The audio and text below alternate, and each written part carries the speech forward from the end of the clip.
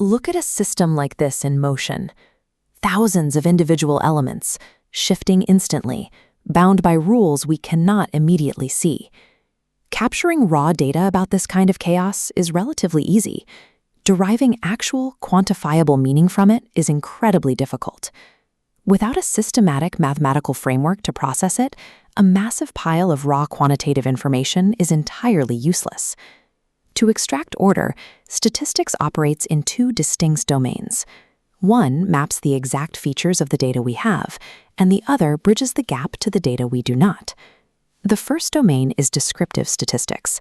It perfectly summarizes and describes the characteristic features of the specific dataset we have already collected. The second domain is inferential statistics. When we only have a small sample, this branch uses probability to predict the features of a much larger population that we haven't actually measured. Understanding complex data requires both mechanics, mapping exactly what is known, and mathematically calculating the probability of the unknown. Before either of these mathematical engines can be turned on, researchers must execute a statistical survey. This functions as a rigid, fact-finding inquiry into a specific phenomenon. To yield usable quantitative information, this inquiry must be strictly contained within a defined time period and a specific geographical area. To translate chaotic reality into validated knowledge, researchers must run their observations through a strict 10-step sequential pipeline. This sequence provides the technical structure required to move from raw observation to validated knowledge. The sequence begins with Step 1, defining the problem. Before a single number is gathered, the exact question to be investigated must be explicitly stated. This precision is mathematically required. If the problem is vague, the real-world facts cannot be effectively measured or reliably expressed in numerical terms. This moves the process to Step 2, determining objective and scope.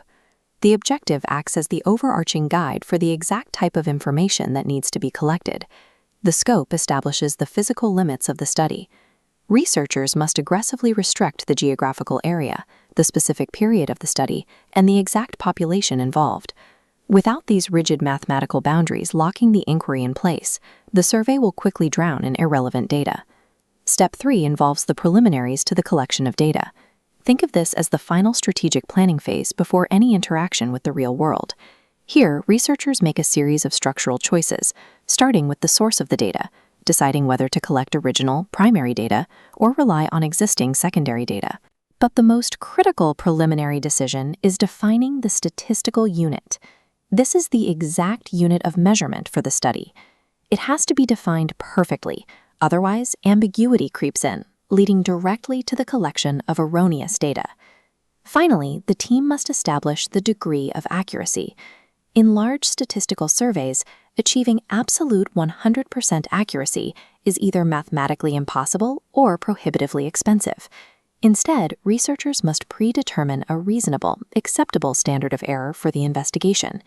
Failing to set these exact measurement standards up front guarantees systemic failure in the later analytical stages. With the boundary set, Step 4 is the collection of data. This is the physical execution phase, gathering information through observation, interviews, or schedules. That raw input flows immediately into Step 5, editing of data. This is a phase of rigorous scrutiny. Researchers carefully check the collected information to spot and correct human mistakes, ensuring the raw data hasn't been tampered with or compromised. The cleaned output then enters a unified structuring process, Step 6, classification, and Step 7, tabulation. Even after editing, a massive list of raw numbers is still inherently incomprehensible to the human mind. It has to be organized into a compact form. Classification and tabulation condense this mass of raw numbers into tables and frequency distributions, a standardized baseline ready for the mathematical engines. Look at this visual representing a typical dataset, say a class of 100 students.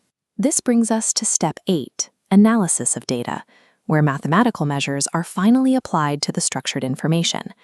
This step is the domain of descriptive statistics, the precise tools used to summarize the exact data sitting in front of the researcher. If our dataset contains the marks for all 100 students, calculating their exact average is purely a descriptive statistic. The tools here include measures of central tendency, like the mean, median, and mode, as well as measures of dispersion. But there is a strict limit to its power. Descriptive statistics makes 0 attempts to generalize those findings to anyone outside that exact specific group of 100 students. To cross that boundary, we advance to Step 9, interpretation of data, and bring in inferential statistics.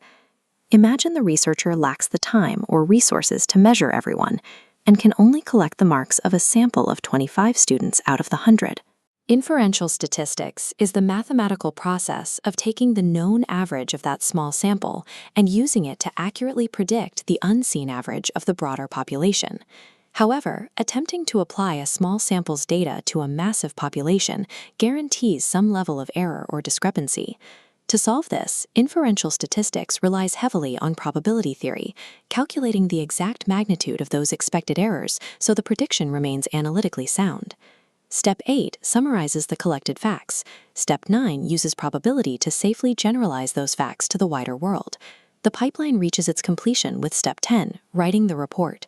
The ultimate purpose of this rigorous 10-step process is to effectively communicate these validated findings to the public or interested stakeholders.